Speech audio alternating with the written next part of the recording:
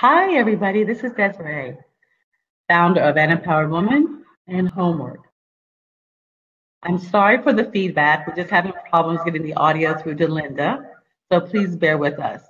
But for those of you who are new to HomWork is where you can live where you work where you live, anywhere in the world. And what we do is we acquire, oh, that sounds, that we live, acquire luxury type homes where women can live in full-time, part-time, or as a drop-in. And today I have the pleasure of being with Linda Pliagas, who's the founder of Realty 411. And she's been a member and a participant of an Empowered Woman for years. So Linda, since my audio is challenged, I'll let you tell everybody about what you do, how you do it, and what our conversation today is going to be about. Okay, hi everyone. I'm Linda Pliagas and I'm the founder of Realty 411 magazine. We're going to be discussing short-term housing, rentals, the market, what's going on in that aspect of real estate today. And I'm really excited to be on. I apologize for the feedback, but the show must go on. So we're going to continue and give some great tips and pointers. So stick around. So Linda, how long have you been in real estate? Well, I've been a landlord over 25 years in California, and I've had a license in real estate as well. I'm not active currently, but I've had a license for over 16 years. And I just love real estate. I studied real estate as well at Santa Monica College, so I did take formal classes in real estate as well, in addition to self-study courses for my license and such. And then I've also trained with a lot of speakers and have really, educated myself on creative real estate by reading books. And I was a subscriber to A.D. Kessler's magazine, Creative Real Estate Investor, way back in the day as well. So I've been in it for quite a while. But you're not just in real estate. You actually have a community where you are in contact with thousands of people that are involved in different aspects of real estate, as well as you're constantly involved in thousands of discussions about what's happening in real estate, not just from a local point of view, but from a worldwide point of view. So share with us about your seminars and your symposiums and your magazines and newsletters and all that jazz. Sure. Well, we have events around the country. This particular weekend that just passed, we had two events, one in Marina del Rey, California, one in Newport Beach, California. And those were successful. We met a lot of wonderful people. Next, I'm flying out to Florida this Saturday.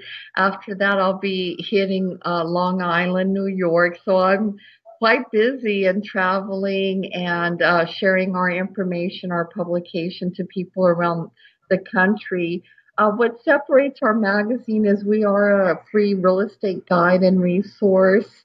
We have our publication on numerous websites. We own 6 websites right now that are real estate related, and we share it there as well as on many free platforms where people can download the magazine, print it, and just really learn from different people around the country who have expertise in their particular areas of real estate and their own niches in real estate.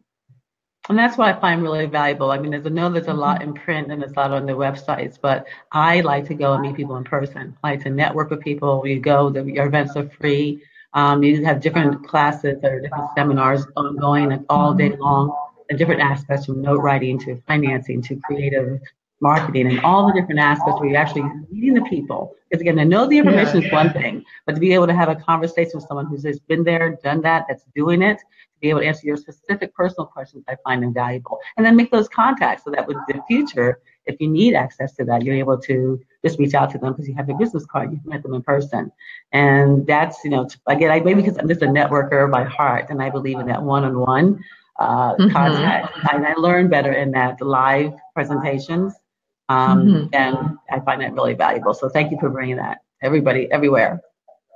Oh, it's my pleasure. I really enjoy it. And we do attract people from all over the country. I'm amazed that some events we have people who fly in from out of state just to join us for the day, and they'll spend the weekend in California.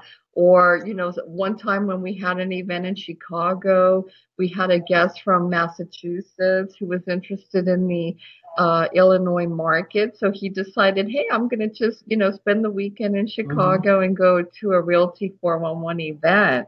So we actually have a lot of people that follow us and join us in different cities. Like, for example, this weekend, we had a loyal follower from the Bay Area who came down and drove down to our Realty 411 event. And when I saw him, I kidded with him. I'm like, oh my gosh, you're stalking me. That's the good He's news. been That's the good joining us news. at so many of our events, and he goes, I want to follow you everywhere. You guys Well, it's bring the working. best connections, and it's really helping my business. That's really powerful, and that's true. That's absolutely true. That's why I would go. I'm looking forward to going to your one in Texas that you're having upcoming because I want to find out more about investing and buying and doing a homework home in Texas, and that's the best way to find out. And you've got all the connections there. So you've been doing it for Oh, years. I and, know and it's a guess lot of what? We're going work. to have a tour the next day, too. Oh, I can't. I love all of it. I love real estate, and always loved it. And now I'm really glad to be able to reincorporate it back into my life and into the community. So what we're doing, and you've seen so much transpire in real estate over the years. I would love your take on this. Is the co-working Hmm. living sharing? That industry has just boomed, it's exploded the last couple of years. Right. But what I find is that a lot of the markets have been directed towards millennials or towards the younger generation and it hasn't really specifically addressed the needs, wants, and desires of business women, professionals, and entrepreneurs who are single, empty nesters, want to still live in a luxury style home but don't want the maintenance or the mortgage, or someone who wants a home away from home. They travel a lot, especially to the same city consistently, and they usually stay in hotels.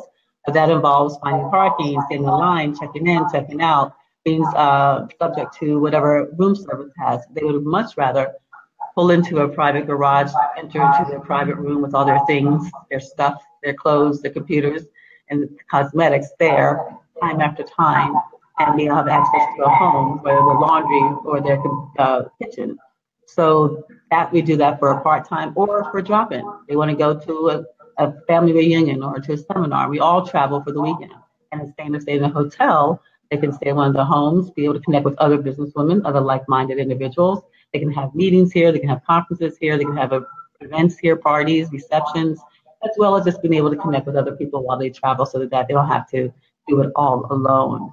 And so that's what we're trying to accomplish in that market. You've seen a lot in this market as it's grown. What have you seen and what's your take on it?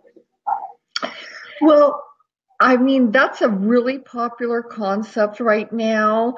The short-term rentals, Airbnb, it's definitely something that's gaining a lot of momentum, a lot of attention, not only in the media, in the real estate, news media, but also among investors. So you're definitely a trendsetter in that, Desiree. Well, this is something that I was looking for, as a single woman and as an empty nester. And I wanted to be in a home. I tried living in a condo myself, but I wanted to be in a home. But I didn't want to be in a home alone. I'm used to movement, I'm used to energy, I'm used to spirits, but I want the right one. So we kind of do that matchmaking for that. But when you say for investors, how does it benefit or how are investors approaching? Can you hear me better? Yes. Can you hear me okay still? Yes. Okay. So Um, investors, what are investors looking at? um, well, investors are definitely looking for the cash flow needed to be able to maintain the property. I mean, number one, that's the number one priority of all investments is the cash flow, not only to for profit, but to maintain the property, to keep the property going. And now with technology, it's so incredible how investors can really take a hands-on approach and rent out their property short term. And the neat thing about that niche, Desiree, is that with short-term rentals, yes, there may be, there is a little bit more risk because it's short term, but then you maximize the cash flow because when you rent short term, you're going to pay more money per night than when you're renting out long term. So as an Exactly. investor, you will be making, nice cash flow with short term rentals because of that. Yes. And the thing is that whether you actually are an investor, a lot of investors are just buying homes specifically for that market. As far as the short-term rentals, they're actually investing in properties, knowing that they can make, considerable amount, of money per night. Like you say, for example, the average, let's say on the low side, the average property is $200 a night for a room, and you have a 4-bedroom property. Even if Yes, you don't have it consistently filled, maybe your mortgage is two, three, $4,000. You can make that in a week, or in 2 weeks, and everything else is profit. And then what absolutely. we did a pro forma, and we based the pro forma on a 6-bedroom home that we were looking at in Las Vegas. And we said if someone purchased that property as an investment property and rented it out to one single family, they'd probably get about $6,200 a month. Let's just work with that number. At the end of the year, they would have a surplus of about $5,000, $6,000. But if they rented it the way we took that property and those 6 bedrooms, and we rented out by the bedroom, so each bedroom could be anywhere from $2,800. The 2 bedrooms right there almost covers that $5,200.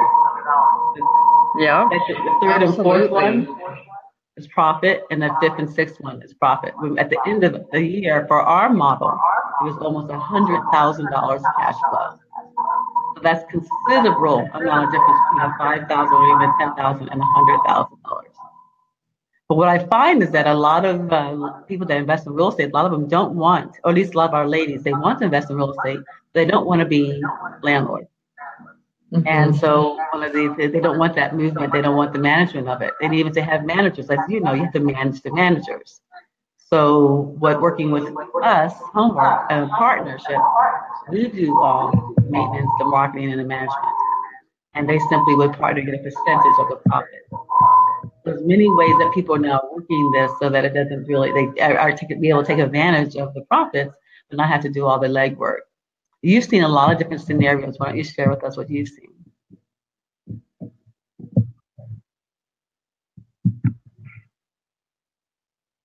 Can you hear me okay? I lost your last Oh, sentence there, Desiree. Can you okay. repeat the So last part? surely, why don't you share with us some of the scenarios that you've seen and as far as the investment or managing the properties or being landlords or the pros or the cons of being the landlord or Okay, not being the landlord?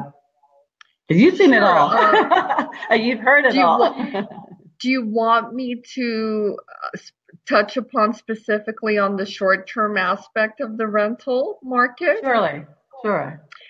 Okay, well, as you mentioned, yes, the cash flow could be substantially higher because of the short-term aspect of the property. Yes, it does have, a little risk factor and also um, a little work factor too, because you have to continually rent the property out. Um, One way to do it now, like I said, technology has revolutionized it. Also, there are specific property management companies that deal specifically with short-term rentals, which is great. Like there's one here right in my area in Santa Barbara.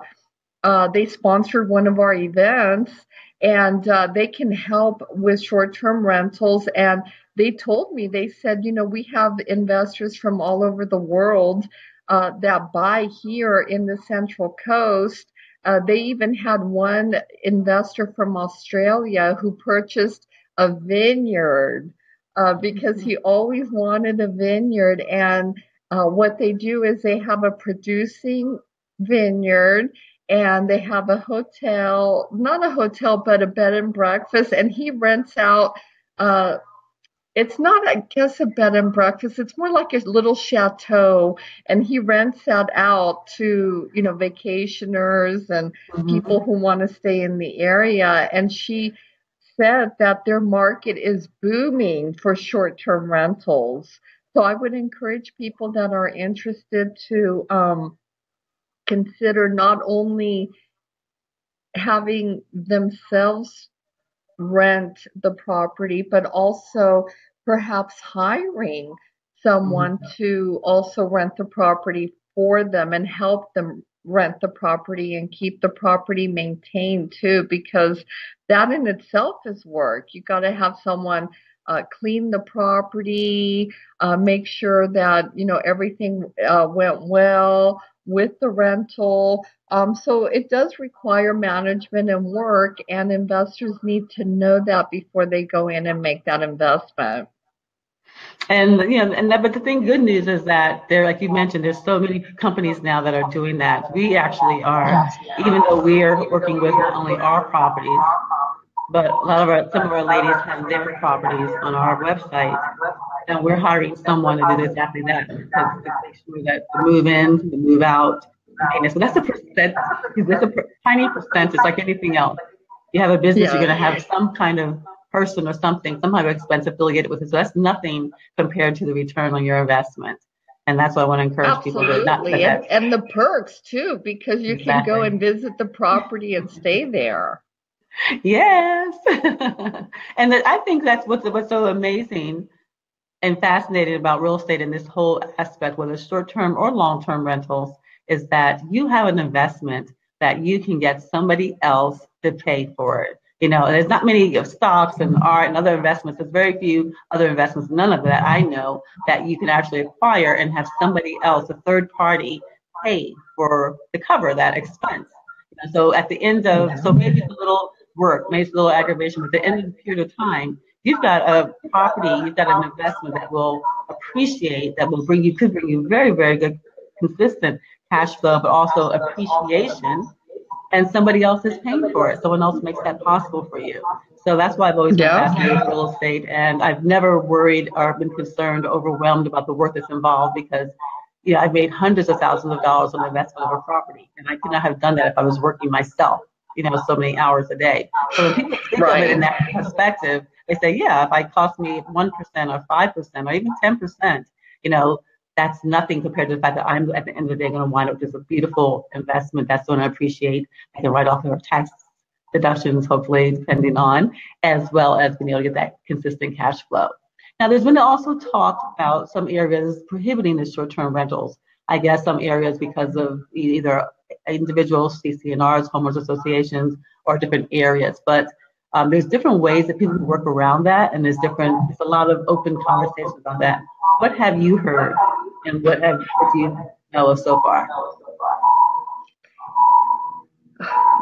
What about specifically in the short-term rental Like market? like some areas are trying to ban it. Some homeowners, so it's actually on the lease agreement. The California Yes. Association lease agreement now has a provision addressing short-term rentals, whether it's Okay. allowed or not allowed.